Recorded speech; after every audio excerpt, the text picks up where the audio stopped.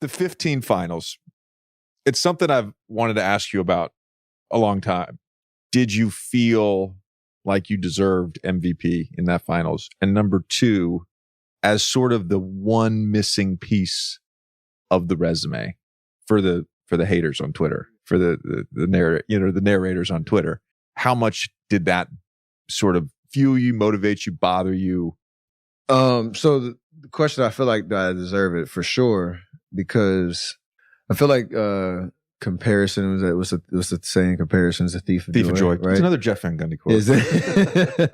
I feel like when you're in, like, that was kind of what I was kind of talking about earlier. When you get into that finals, you don't understand the magnitude of the narrative, right? You don't really, and then when it's about you, there's no better lesson than being in it. The power of the narrative is, it can distract you from what the actual goal is, right? So I felt like, obviously, we're not winning the finals if I don't play the way that I played. I felt like I played extremely well. We don't win the finals unless Andre plays, the way he did. And we both thought we probably deserved it. I'm sure when he heard his name called, he was like, no, it's him. And if it was me, it'd been the same thing.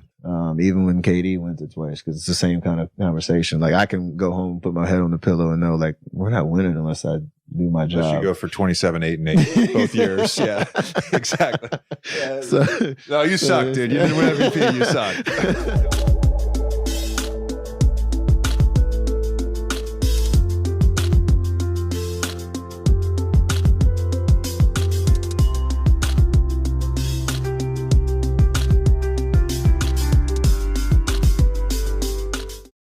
You know what I can't stand? I can't stand it when a negative narrative is unfairly applied against a star player simply because some boneheads made a goofy decision. The perfect example of this was the 2015 Finals MVP.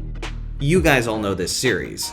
It was the Golden State Warriors at the very beginning of their dynastic run, up against LeBron James and the Cleveland Cavaliers in their first season back together. Now, the negative narrative was that Steph Curry wasn't clutch. For his first 3 championships, he wasn't a Finals MVP. In fact, they gave the award to his role-playing teammate, Andre Iguodala. Obviously, in the years since, Steph has utterly destroyed that narrative, thanks to his 4th NBA championship where he was the Finals MVP in 2022. But the fact that he ever even needed to get rid of that narrative is ridiculous if you ask me. Steph Curry absolutely should have been the Finals MVP in 2015, and as someone who watched that series very closely, it was an absolute crime that they gave the award to Iggy instead. Before I break down all of my reasoning, first we need to understand the context of the series.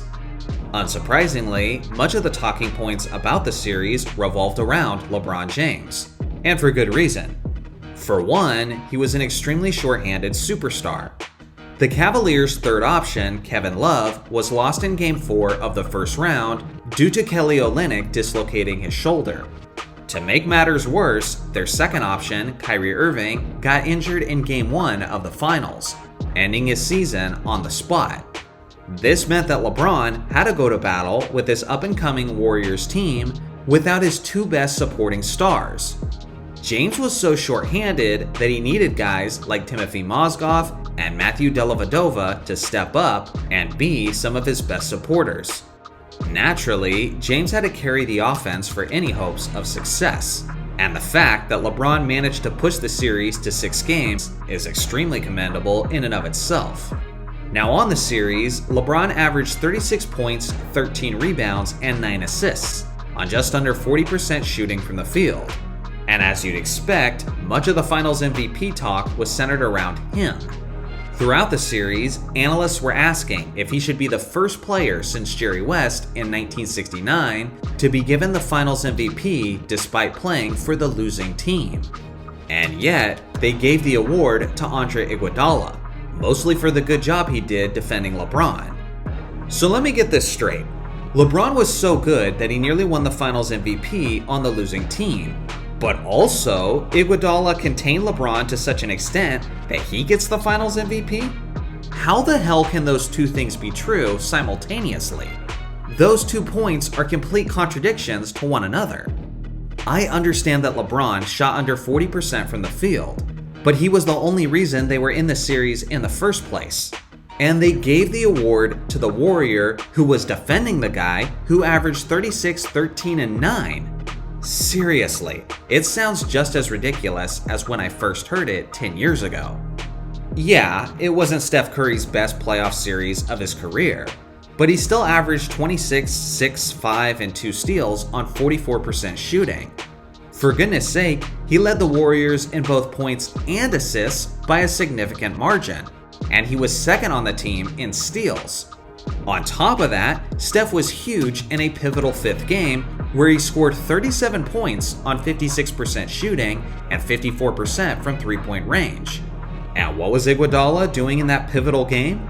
Just being a liability offensively, as he shot 2 of 11 from the free throw line. If there's one ugly aspect I remember about that series, it's the images of Iggy breaking free throw after free throw as he was consistently jeopardizing his team's chances of winning. He was second on the team in free throws attempted with a total of 28, and he made only 35.7% of them. That is the worst free throw percentage from a Finals MVP in NBA history, and even worse than anything Shaquille O'Neal has ever done. For some perspective on how horrifically awful he was from the free throw line, consider this.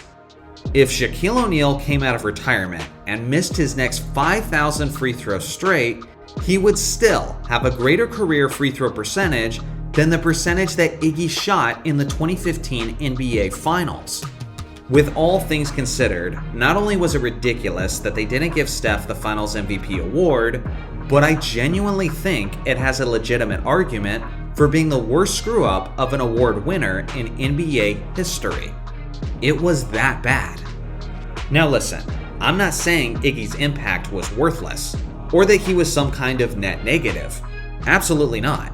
I'm just saying that when you look at everything he brought to the table, both good and bad, there's no question in my mind that he was not the most deserving player. As far as I'm concerned, Steph Curry is a 4-time NBA champion and a 2-time Finals MVP. And if I was forced to give the 2015 Finals MVP to someone other than Steph, then I certainly would have picked LeBron for his 36, 13, and 9, rather than the guy who let him average 36, 13, and 9 while simultaneously building a brick house from the charity stripe. So what do you guys think? Am I being too harsh on Iguodala's award, or do you agree that it should have gone to Steph? I look forward to hearing your thoughts in the comment section below. Shout out to the members for all your support, and thanks for watching as always. Make sure to like, hype, and subscribe for more basketball content, and I'll see you guys in the next video.